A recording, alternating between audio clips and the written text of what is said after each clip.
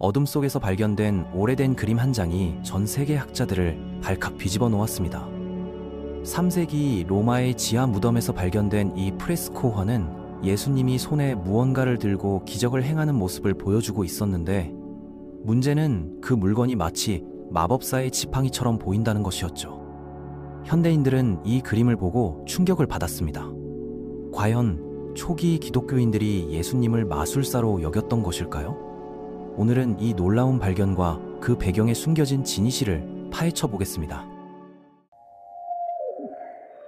도미틸라 지하묘지 깊숙한 곳에서 고고학자들이 발견한 것은 예수님의 가장 초기 기적 장면 중 하나였습니다. 3세기 후반에 제작된 이 프레스코 화에는 죽은 친구 나사로를 살려내는 장면이 그려져 있었죠.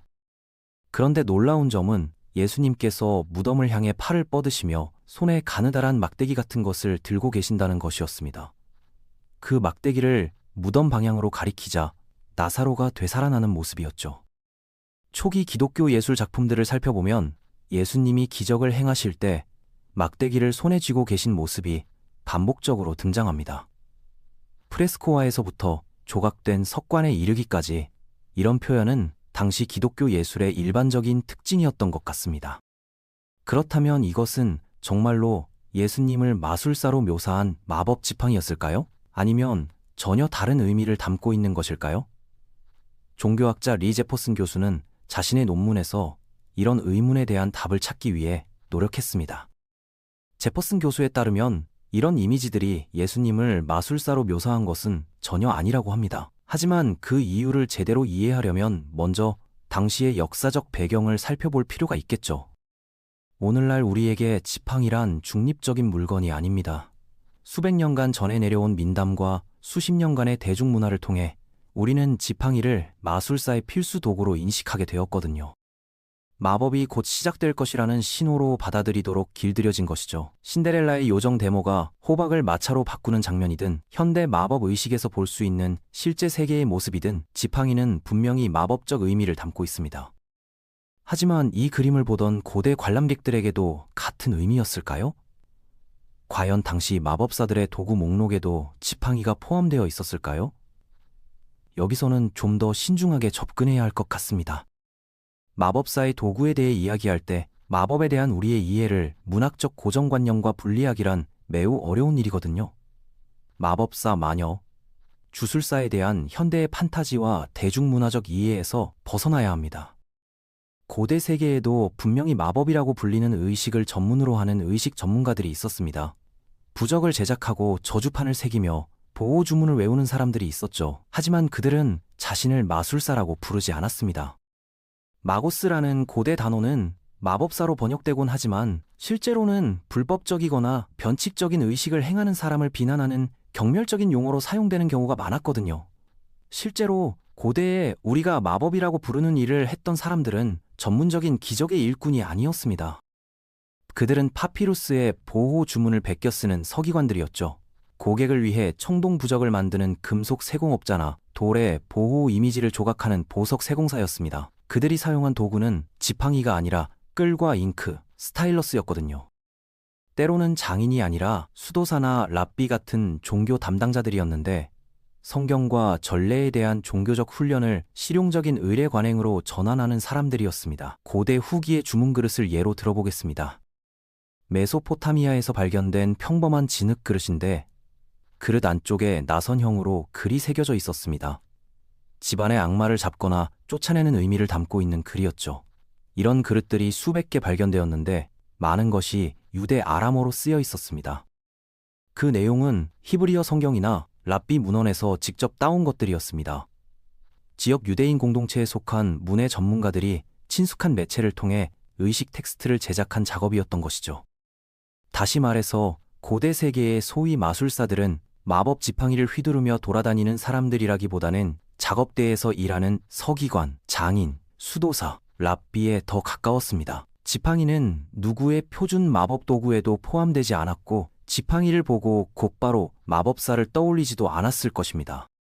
그럼에도 불구하고 고대 세계에는 다양한 모양과 크기의 의식용 지팡이, 막대기 또는 나뭇가지들이 부족하지 않았습니다. 각각은 서로 다른 의식적 맥락에서 사용되었고 이런 의식적 맥락에서 일종의 초자연적 위협을 수행하는 것과 관련된 일부 물품들은 마법적이라고 부를 수도 있었겠죠. 그리스어에서 지팡이는 일반적으로 롭도스라고 불렸고 라틴어로는 리투스, 바쿨룰 또는 베르가라고 불렸습니다. 로마 세계에서 리투스는 점술의 도구였죠. 고대 로마의 종교 행정관들이 신의 뜻을 파악하기 위해 특정 사건들을 분석할 때 사용했던 것입니다. 하지만 로마의 점술에 있어서는 점술 도구가 기능적이라기보다는 상징적이었습니다. 지팡이나 나뭇가지, 막대기들이 때때로 일부 소위 마법 문헌에 등장하기도 합니다. 그리스 마법 파피루스에 나오는 것들도 몇 가지 포함되어 있죠. 그리스 마법 파피루스는 대략 기원전 2세기경부터 서기 5세기까지 작성된 공식 모음집입니다. 하지만 이런 텍스트들은 전문적인 마술사들에 의해 만들어진 것이 아니었습니다. 이것들은 로마 통치하에서 헬레니즘화된 이집트 사제들에 의해 만들어진 것이었거든요. 이집트의 사제들은 오랫동안 의뢰 지식의 전문가들이었습니다. 여기서 나오는 지팡이는 그리스 마법 파피루스에서는 흔하지 않은 요소였습니다. 설령 등장한다 하더라도 훨씬 더 큰 규모의 의식 도구 세트의 일부일 뿐이었죠. 따라서 마법 의식에 막대기가 등장하는 것은 놀라운 일이지만 이는 예외적인 경우일 뿐 일반적인 현상은 아니었습니다. 고대 고전 문학을 살펴보면 신화 속 인물들을 위한 의식용 지팡이의 몇 가지 두드러진 예들을 볼 수 있어서 상황이 조금 더 복잡해집니다. 예를 들어 치유의 신 아스클레피오스를 생각해 보세요. 그는 종종 박테리아를 들고 있는 모습으로 묘사되는데 박테리아는 그리스어로 지팡이를 뜻합니다. 이 지팡이에는 대개 뱀이 휘감겨 있는데 오늘날에도 여전히 의학 실천의 상징으로 사용되고 있죠. 하지만 아스클레피오스는 그것을 자신의 치유력을 발휘하는 데 사용하지 않았습니다. 그것은 그의 정체성을 나타내는 표시였을 뿐이었거든요. 아스클레피오스는 꿈을 통해, 특히 인큐베이션이라는 의식을 통해 치유한다고 믿어졌습니다. 그리스 신 헤르메스는 거의 항상 손에 지팡이를 든 모습으로 묘사되는데 호메로스 문학에서는 이를 롭도스라고 부릅니다. 일리아드와 오디세이에서 그는 영혼을 지하 세계로 인도하고 인간을 잠들게 하는 데 사용하는 하나의 막대기를 사용합니다.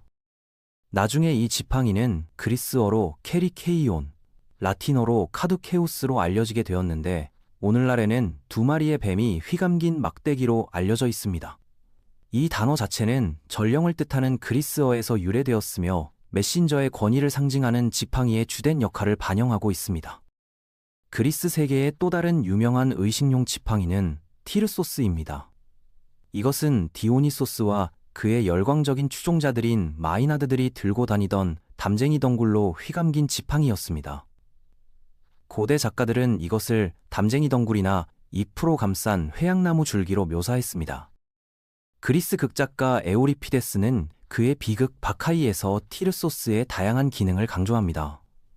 연극에서 마이나드들은 포도주로 땅을 치고 기적적으로 포도주를 끌어올립니다.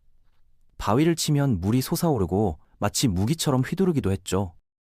이제 마침내 여신 키르케에게 눈을 돌려보겠습니다. 오디세이아 10권에서 키르케는 롭도스를 휘두르는 것으로 묘사됩니다. 그녀는 오디세우스의 동료들을 그녀의 홀로 맞이했고 그들에게 물약을 넣은 잔치를 베풀어 돼지로 만들었습니다. 오비디우스의 변신에서는 약물이 변신을 촉발할 수는 있지만 지팡이는 키르케가 자신의 통제력을 시각화하는 도구였거든요. 신체적 제스처는 약물 복용을 대중에게 보이는 권력 행위로 바꿔놓았습니다. 그러면 지팡이를 휘두르는 예수님에 대한 이야기로 돌아가기 전에 이 모든 논의는 우리에게 어떤 결과를 가져다 줄까요? 고대 지중해의 역사적, 사회적 세계에서는 막대기, 지팡이 또는 막대가 일부 의식적 맥락에서만 나타났습니다. 하지만 이것들은 마법의 보편적인 표시가 아니었고 고대에 표준화된 마법 도구 상자의 일부도 아니었습니다. 부적을 만든 장인, 주문을 베껴 쓴 서기관, 악마를 쫓기 위해 그릇에 글을 새긴 랍비, 그중 누구도 지팡이를 들고 다니지 않았습니다. 헤르메스의 전령 지팡이는 신과 인간 사이를 중재하거나 사후 영혼을 인도하는 그의 권위를 상징했습니다. 디오니소스의 추종자들이 지닌 티르소스는 개인의 마법적 기술보다는 신의 황홀한 힘을 상징하는 다른 상징적 공간을 차지했죠. 키르케 록도스는 현대 독자들이 마법 지팡이에 대해 생각할 때 상상하는 것과 가장 가까운 존재가 되었습니다. 하지만 그것은 그녀에게는 독특한 것 같았고 마치 키르케 가문만의 것인 것처럼 보였습니다. 그렇다면 고대 사람들은 기적을 행하는 막대기를 상상할 수 있었을까요? 전적으로 그렇습니다. 하지만 오늘날 뾰족한 모자가 마법사를 나타내는 것처럼 그것이 알아볼 수 있는 상징이었을까요? 아니었습니다. 즉, 도미틸라 지하 묘지를 걷던 고대 로마인이 막대기를 가리키며 나사로를 부활시킨 예수님의 프레스코화를 보면서 즉시 마술사구나 라고 생각하지는 않았을 것입니다. 하지만 무엇이 떠올랐을까요? 똑같은 프레스코화에서 불과 몇 피트 떨어진 곳에서도 눈에 띄는 힌트를 얻을 수 있었습니다. 확대해서 보면 예수님 맞은편에 또 다른 인물이 보입니다. 또 다른 남자가 작은 막대기를 들고 물이 흘러나오는 바위를 가리키고 있었습니다. 이 사람이 모세였죠. 이 장면은 마치 출애굽기에서 나온 것 같았습니다. 이스라엘 백성이 광야를 헤매던 중 목이 마르기 시작하자 모세가 하나님께 부르짖었고 하나님께서는 지팡이를 들고 바위를 치라고 말씀하셨습니다. 모세의 지팡이에 대해 생각할 때 우리는 보통 뭔가 무거운 것을 상상합니다. 하지만 고대 미술에서 그리고 실제로 미술사 전반에 걸쳐 모세의 지팡이는 놀라울 정도로 짧은 막대기로 묘사되는 경우가 많습니다. 모세는 팔 길이만큼 작은 막대기를 휘두르는데 예수님이 몇 피트 떨어진 곳에서 들고 있던 물건과 똑같았습니다. 따라서 이 프레스코화에서 예술가는 의도적으로 그리고 문자 그대로 예수님과 모세 사이의 비교를 그리고 있었던 것입니다. 예수님께서 지팡이를 들고 다니신 적은 없었지만 모세는 지팡이를 들고 다닌 것으로 유명했으며 지팡이는 기적의 힘과 자주 연결되었습니다. 그 시각적 유사성은 기적을 행하시는 예수님에 대한 예술적 전통을 형성한 것 같습니다. 모세가 지팡이를 손에 들고 기적을 행했다면 예술가들이 예수님이 기적을 행할 때 그의 손에도 비슷한 지팡이를 쥐어주는 것은 당연한 일이었겠죠. 학자 리 제퍼스는 지팡이를 휘두르는 그리스도를 묘사한 동기는 그를 모세와 비슷하면서도 더 뛰어난 기적의 일꾼으로 묘사하기 위한 것이라고 주장합니다. 지팡이는 그에게 예언이 성취되었음을 표시했던 것이죠. 기독교인들은 종종 예수님과 모세를 연관시켰습니다. 예를 들어 마태복음은 예수님을 새로운 모세로 묘사하는 데 많은 노력을 기울였으며 복음서 저자는 유아기 이야기를 출애굽기에 대한 언급으로 채웠습니다. 교회사가 같은 후기 교회 저술가들은 예수님의 기적을 모세의 기적과 명확히 연결했습니다. 모세는 유대인들에게 종교의 최초이자 유일한 입법자로 불릴 수 있으며 예수 그리스도는 모든 민족에게 동일한 입법자라고 불릴 수 있다고 말했죠. 지하묘지의 프레스코화가 시각적으로 암시하는 바를 명확하게 말씀하신 것입니다. 예수님은 새로운 모세로 묘사되었습니다. 모세가 표적과 기사를 통해 자신의 신성한 사명을 증명했듯이 예수님도 그렇게 하셨던 것입니다.